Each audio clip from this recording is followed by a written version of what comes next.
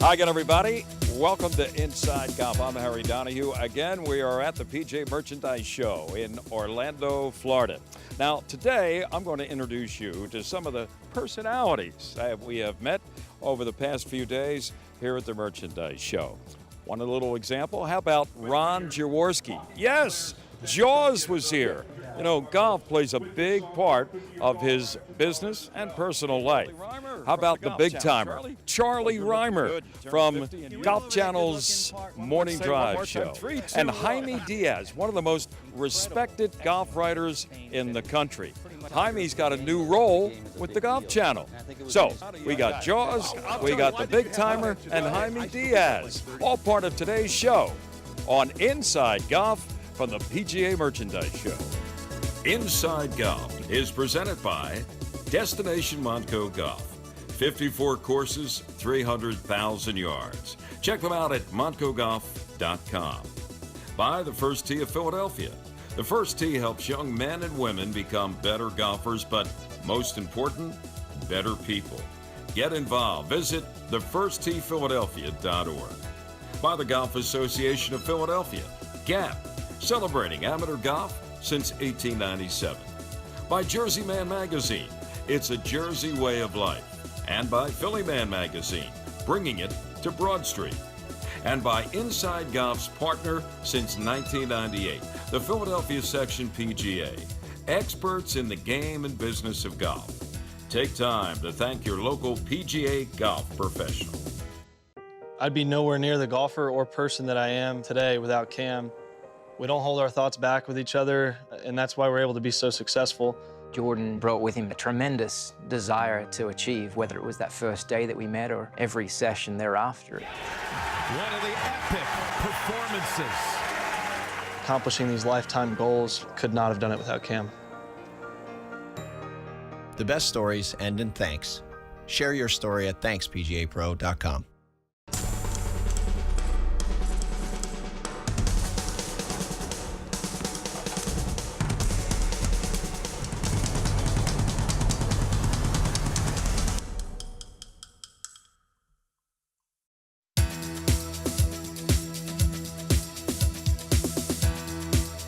Welcome back. Inside Golf continues from the PGA Merchandise Show here in Orlando, Florida. And it's time to meet one of the new voices on PGA Tour Radio on Sirius XM.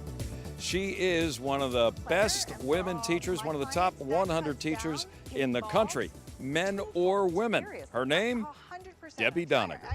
Well, back here at the Orlando PGA Merchandise Show, this is Debbie Doniger. And Debbie is, well, a golf instructor, radio host. When do you get time to just go out and play golf for fun? That's a good question. I play with my clients, outings, charitable outings, but that's about it. Debbie, you are ranked, I saw one poll, one of the top 50 women instructors in America. That's pretty lofty territory. Thank you. And Golf Magazine just gave me a top 100, which was so it was very rewarding. I've been at this game since I'm a little kid and worked really hard to get that honor. There's only 9 women on that list. So for me to be involved on that list with so many fabulous teachers and mentors, it's truly an honor and a privilege. What makes a good golf instructor? I think you have to have a ton of experience. You have to have success. You have to be able to work with the student in front of you, because that student comes with, there's no two people alike on this planet. So you come to my table with different body problems, dysfunctions possibly with your body. A physical assessment is needed, and then just trying to work within your DNA. But everybody comes to the table with so many different characteristics that you really have to be able to work with the student in front of you. Are you better with a beginner, somebody who's been playing for a few years, or somebody that's really experienced? Well, that's a good question too. So the way I've been trained is that I am able to teach any player that comes in front of me, a beginner, an intermediate, and an advanced player. And the lessons are different, the game plans are different, but you do teach and coach those types of players very differently. As I mentioned earlier, Debbie now involved with Sirius XM, PGA Tour Radio. Tell us a little bit about that. I have my own show, The Golfer's Edge. I co-host with Ben Shear. He's one of the top sports performance coaches in the country. He's on tour with several players. So really our show is based on marrying the body and the golf swing. Because if you can't do certain things within your body, then your golf swing can only be X or Y. So it's really, as Ben always says, form dictates function. So the two of us work together hand in hand to be able to help our listeners on the radio with body issues, and then what kind of swing style will help you hit the ball better, and that you're not trying to do things that simply you can't do. Debbie, thanks for joining us. Thanks for having me. I appreciate it. Oh, no problem, and good luck with your expanding career. Thank you. Well, look who it is. We're at a golf show. We're talking to Eagles legend Ron Jaworski because, hey, he's a golf guy too, right, Jaws? I love the game of golf to play. I love the business of golf. So there's some NFL alumni golf tournaments taking place, a little football involved, so it's great to run into you here. I know you're on a panel here with Lou Holtz, Yep. talking a little football, talking a little golf. Let's talk about golf. I mean, you stated today, and I forgot this, 1979, you got involved in the business of golf with purchasing your first golf property. Tell us about that. How did that all happen? I was one of those guys that at least had a vision that I wasn't going to play pro football forever. The average career in the NFL is less than 3 years, so I was always looking for something to do, post-playing career. It took you a while to get there. Yeah, it took a while. I kept playing. 17 years. But the Abington Club in Jenkintown became available, and John Bunting, one of my teammates, and I took over the Abington Club. I met Hugh Riley, a golf professional. We then took over the Burnbrae Golf Club just up the road and renamed it Twining Valley. And then a few years later, I bought the then Eagles Nest Country Club. So Over in South Jersey. Over in South Jersey. That was kind of the first time I laid the cash out, to really buy a place. You were serious That's then. when you learn the business, when you got the money out of pocket and make it roll. But I love the game. I love to play the game. I love the people that play the game. And golf just, it's a fun game for me to be around. And you mentioned for 34 years now, you've had a tournament that benefits your foundation. Yeah, it's probably something that is the most near and dear to my heart outside of my family and other things I'm involved with, because we help other people. And the Jaws Youth Playbook is my foundation. And through my golf tournament, once again, the 34th year down at Blue Heron Pines in Atlantic City, we've raised over $5 million for at-risk youth in our community. And there's nothing that makes me happier than see kids on a field that we provided, the helmets, the gear, the cheerleaders' uniforms, all those things that we do to give back to the community and those kids that are less fortunate. So that's what the golf game can do for me, is really drive dollars to people that need it. Jaws, one thing about you, no matter where you are, whether you're talking football, golf, or just talking anything, the passion and the energy that you have is amazing. I mean, you do not have an off switch, and you're not a young guy. I'll tell you. Why did you have to mention it? Well, I still think I'm like 38, 39. we all do. My hair was a different color when we first met. What hair? Oh, you don't have any. But you know what? I've known you since 1980 or whatever. When did you come Before to then, the Eagles? Before then, 1977. Yeah. Yeah, there you go. That was back in You okay? a whole Feeling all right? different era. Your brain's still I'm working getting okay now? around. I'm getting around. I'll never forget you. My brain will never forget number 7. All right. Ronnie, Thank you, Harry. you're a Philadelphia treasure. Love you, man. Thank you. All right. Coming up next here on Inside Golf for the PGA Merchandise Show, we're going to meet some talent from the Golf Channel. One, he's an old-timer and a big-timer. And the other one, he's going to be the new kid on the block. That's next. We'll introduce him to you right here on Inside Golf. Hey viewers of Inside Golf, have you heard about Jersey Man and Philly Man magazine? Published by ex-Eagles and Philadelphia Stars tight end Ken Dunnick, these magazines offer the very best in content on subjects of interest to men. Writers include Bill Line and George Anastasia. And you can increase your business by attending our monthly private parties as an advertiser.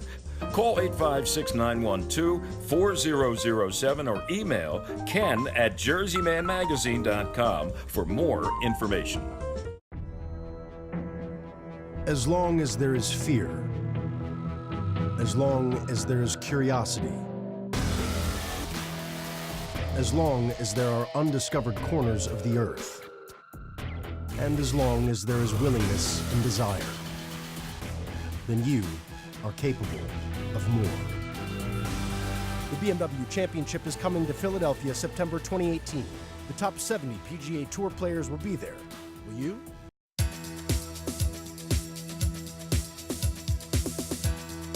Welcome back to Inside Golf Demo Day here at Orlando.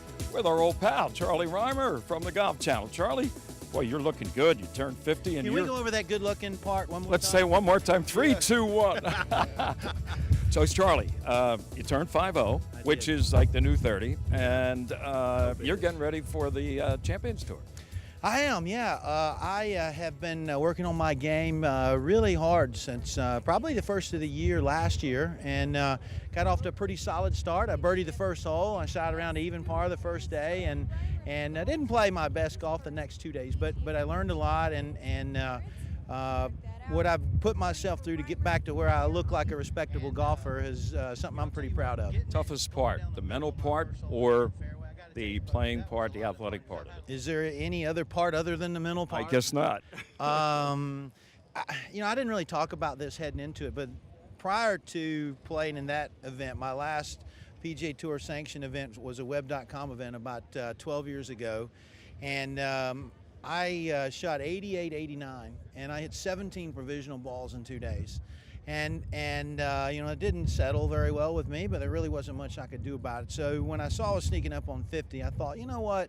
I know I'm not going to go out and win events on the PGA Tour Champions, but I know I can get back to where I can play respectable golf. And I got a lot of resources, a lot of folks that have helped me, and I worked really hard at it. And I know a lot of people look at the scores and I didn't play very well, but from where I went and was 12 years ago to be able to go out and get the ball up in there, going down the fairway on the first hole, make birdie there, it took a lot of work. And so I'm excited about the handful of events I get to play this year. I'm excited about taking our viewers on that trip, and I'm going to learn a lot, and hopefully our viewers will learn a lot as well. Well, my next question was going to be, you weren't off the radar. I mean, everybody was watching you get ready for that first event. You didn't sneak up on that event, right? And that's got to be how many people have to experience that every day? All your colleagues on morning drive, where's Charlie now? The process and all that. It was fun, and I'm an emotional guy, and I had my kid on the bag and my family there watching, and I knew that the cameras were rolling, and I knew if I had a bad shot, it would live forever and ever and ever on that first tee. And listen, certainly I wasn't perfect, and certainly I was far from competitive, but I've got so much that is challenging me, inside this bubble right here, that I'm really not looking at what the other players are doing. But the other thing I want to do is get closer to some of the players. I had a great time in a practice round with Tommy Armour III, Tom Byram, and John Cook, and I want to make sure these events are giving me exemptions. I didn't earn my way to play the events, but I'm hopeful that me bringing some TV coverage, maybe looking at things a little bit differently, brings something to the event, and taking the viewing audience inside this journey and this process is something that I hope the audience enjoys. Let me change gears a little bit as we wrap it up, Charlie. Obviously, you're the best golfer on Morning Drive. Who would be the next best golfer? Damon Hack, Gary Williams?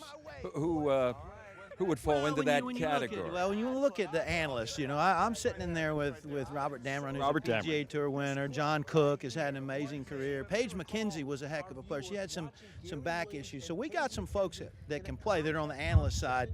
Now on the host side, I know he doesn't look like much, but Gary Williams has got a lot of game. He's an encyclopedia, first of all, the game. Gosh, he can spit out dates and names and all of this, and it's a pleasure working with him. But when you get him out on the golf course, Gary doesn't play a whole lot, but you can take him anywhere and he can get around. How many shots do you have to give him? Well, I might give him a shot or two aside, but it makes me have to play a little bit. And Gary Williams is a very good golfer, and when you see him play in person, you realize that. Always a pleasure catching up with you, my friend, and good luck in this new career. How many guys get a chance to hit the reset at the age of 50? Yeah, I don't know that's a new career. I'm still going to get paid every other Friday for my TV gig, but I get to do some cool things along the way. Great. Charlie Reimer, folks. Watch him on Morning Drive and now on the PGA Tour Champions. Give me a hug. Jaime Diaz, prolific writer, author, several books, magazines. Started out, I guess, as a newspaper guy, right, Jaime? That's right, yeah, in Sacramento Bee, Oakland Tribune, in the Bay Area where I grew up. And that industry has changed, and now you've morphed into being a TV guy, new job with Golf Channel. Very fortunate to be able to try a new medium. And I've just started this month and moved to Orlando, at least have an apartment here, and been going through the trials of learning the business a little bit, going on the air a lot, and making my mistakes, but enjoying it very much. Yeah. I'm sure there aren't too many mistakes. We're going to see you on a regular basis, then? Well, yes, if that's the plan. I mean, I'm on Golf Central a lot right now, and then Morning Drive, and hope to go the live froms at the majors, and do some stories independently of that, and come out and interview people and write some for the website as well. This is almost an impossible question to answer for somebody who's been writing like you have over the years about the game of golf. Give me a quick list, 2, 3 players, the most interesting people. And they don't necessarily have to be maybe the most prolific golfers. Yeah, well, I kind of work under the premise that almost everybody has a story. I say everybody has a story. I mean, you have a story. So I'd be interested if it's about golf. But as far as just the people who are the most, I guess, the combination of great ideas and having lived a life and being able to express it, I guess Lee Trevino's at the top of the list. Really? I would say. Lee. When's the first time you met Lee? I watched him at the Skins game where he made the hole-in-one. That was a PGA West. I think that was '87. Right. And then I interviewed him for the first time in '89. And then when he joined the senior tour and started winning, I got to know him a little better. And over the years, he's been very generous about letting me talk to him. I just feel like where he comes from and the journey that he made and the incredible excellence that he's attained, that is pretty much by acclamation the best ball striker other than Ben Hogan, and along with Ben Hogan.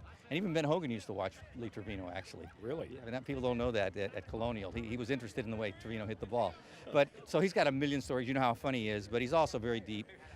Gosh, I love talking to Jack, and I don't mean to just make it about the old guys, but I don't know where to start. There's just a lot of people, if they love golf, tend to really be able. That's why I used to love the show Golf Talk Live. That was an hour and a half of people just talking about their journey in golf, and that's kind of what I like to do. The familiarity now of the younger players, how close they are, they vacation together, they hang around, they congratulate each other. Yeah. That's sort of a new trend, right? Yeah, that's not old school. Old school used to be, you ripped your glove off and made a little noise and crossed your legs when the guy hit it, and it was hard-earned respect, but it was still respect. And then as you learn on the Champions Tour, those guys really were friends, and they have a real bond. But they didn't like to show it in competition because they wanted to get that edge. And I think now the world is growing a lot more comfortable out on the tour. I'm not saying they're not competing hard, but it's almost like they don't have any sense in being enemies. Let's all share the wealth and play our best and root for each other, and whoever wins, that's great. I might win next week. Kind of, I think, an expression of the culture. Right. I'm glad to catch up with you, Jaime. Glad to hear about your new venture with the Golf Channel, and thanks for everything you've done over the years as being maybe one of the top informants when it comes to golf. This long. Thank you very much. Golf is such a cerebral sport. For people that don't play it, I think maybe it's hard for them to understand, but it's you against yourself when you're on the golf course as much as it's you against what's in front of you.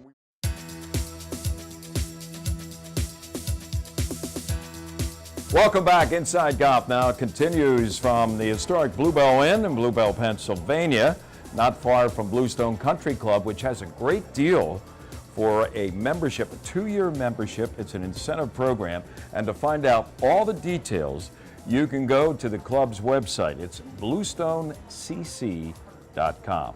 Joining us today, no stranger to Inside Golf and teed off, Mike Kern, longtime Philadelphia sports writer, and among his expertise is the game of golf. That's why he's here, in addition to everything else he's covered over the years. There had to be a reason. Mark Peterson is the executive director of the Golf Association of Philadelphia. Good to see you again, Mark. And Chris Gardner from the aforementioned Bluestone Country Club is here. Thanks for having me. Right down the road. If you're not here. web savvy, you just pick up the phone and call him. Yeah, just call him. He has all you want to know about that incentive program. In the recent Super Bowl victory by the Philadelphia Eagles, and we'll never forget it, at least as long as we live, Doug Peterson, Mike, a head coach, showed a little bit of intestinal fortitude and decided in some key situations to throw the dice. I'm talking about some fourth down calls that really paid off. And I know Nick Foles had a great game, but my MVP for that game, not just for the way he called it, but for the way he got his team ready, was Doug Peterson. I'm sure he'll be justly rewarded and remembered, right? When you make them, it's great. And he had a perfect record almost. Which brings me to my next point. In the game of golf, oftentimes a player is faced with a big decision. And like you said, when you make up your mind to go for it, and plays off, it's a great decision. When it isn't, like a lot of things in life, why did you do that, right? What do we have to learn, do you think? Or do we have anything to learn crossing sports from football to what Doug Peterson did to us in our game? Golf is such a cerebral sport. To people that don't play it, I think maybe it's hard for them to understand, but it's you against yourself when you're on the golf course as much as it's you against what's in front of you. And we've all come up to that hole where, you know, okay, I got this much carry. Do you think I can get over? And, you know, my philosophy always is I'm never going to play this course again. You know, I'm a go for it kind of guy. And sometimes it costs you. And then after the round, I'll sit there and go, you know, I could have hit like 3 7-irons, you know, like John Vandevelde in '99, and made a 5, and I would have been happy. But I think that's part of the allure of golf. Is Pete Dye said to me one time, he was discussing one of his courses, he said, they pay me a lot of money to build tough golf courses. And I'll torture them to it, and they'll get to the 17th hole, and they'll carry one of my railroad ties, and they're coming back again to play my course. And I think that's what golf is. You know, did I carry it? You know, anybody can play safe, and sometimes if you're in a match, maybe you have to play safe. You know, but if you're just out there winging it, come on, let's see what you got. You know, let's see if you can carry that water hazard or carry that gorse or whatever. You know, Mark, we've all played other sports growing up as a kid, maybe not at a high level, but is there any sport more than golf that's more mental, do you think, than the game of golf? Bocce ball. I'm going to have to take your word on that. Yeah, I'm right. not an expert. No personal experience. I'm still getting into ping pong, so I got a lot to learn. You know, I really don't know if there is. I know growing up playing high school basketball, free throw shooting, you could be on a roll, and then as soon as you think you're not going to make it, it's like that 3-foot putt. You just got no shot. Look at Shaq. He couldn't make a free throw like I can't make a 3-foot putt when it's going sideways. But when we talk about risk reward, you know, the shots that we always talk about, those are the ones that we actually executed. Or, you know, Tiger Woods I think it was the Canadian Open from the bunker over the water, or Phil from the pine straw on 13. We don't talk about when we made 7. Absolutely. It's like when you get 21 at blackjack, you don't talk about the time you busted. Chris, you give a lot of lessons, I'm sure, as the head pro at Bluestone. And when you talk, or when you're with a member or whoever on the range in a lesson, do you talk about the mental side? I mean, in addition to alignment and grip and all that stuff, Sure. I mean, how much of the lesson or lessons is dedicated to just the mental approach? It's huge. I mean, again, one of my questions I'll ask a student is, are you looking for quantitative results or qualitative results? Someone wants to work on their golf swing and make that feel better, that's great. But if they actually want to score better, most of the time it's better to play safe. It just is. Whether that's off the tee, coming into a par 5, or even around the greens, if you want to play the safer chip shot versus the huge flop shot that we see on Sunday every week on the PGA Tour, that may not be the percentage play. So if I'm trying to help someone play better golf, shoot lower scores, most of the time it's better to play conservative. Don't they almost teach you to play the hole backwards? Yeah. To think backwards, so you know we weren't. You can see that way. You can see where all the hazards are around the green, and you can avoid those going on backwards. You talk about risk reward. Why do you think the Masters is the most watched, or the tournament? Because 13 and 15 on the back, right? And you know they're going to figure into the championship, and you can make 7, you can make 3. That's right. That's when the tournament begins on the back nine on Sunday. Good. But also, we as golfers always say, you know, it's that we only need one shot to come back. Mm-hmm. Well, that one shot is not when you laid up with a 7-iron to try and hit it into your, you know, wedge sweet spot. It's you try and rip 3-wood around the tree, through the tree, under, and run it up through the bunker. Your limitations. We talked about Mickelson pulling the shot off from the pine straw and what Vandevelde maybe should have done in that Open Championship. And then you got a guy like David Toms. His one major championship, he knew his game. He could have gone for it with a fairway wood. He laid up, pitched it on there, made a 20-foot putt to win his major. Yep. So David knew what he needed to do, and Phil does not. He doesn't argue his decision either from the pine straw. So they both won them majors. I was talking to Charlie Reimer from the Golf Channel as he got ready to go out on the Champions Tour. And I said, Charlie, what are you working on most? Is it the physical aspects, the swing, or the mental part? He said, are you kidding me? It's all about the mental part with my game and everybody's game. That's from a PGA professional. All right, we'll be back. More of Inside Golf coming up in just a moment.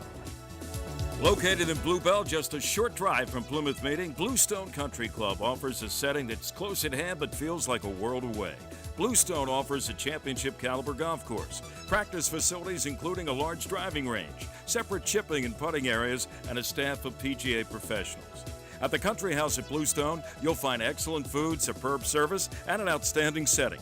Their expert staff will assist in planning your next event, whether it's a wedding or simply a luncheon, dinner, or cocktail party. Check out Bluestone's variety of membership options. Much more than a golf course, Bluestone is a community.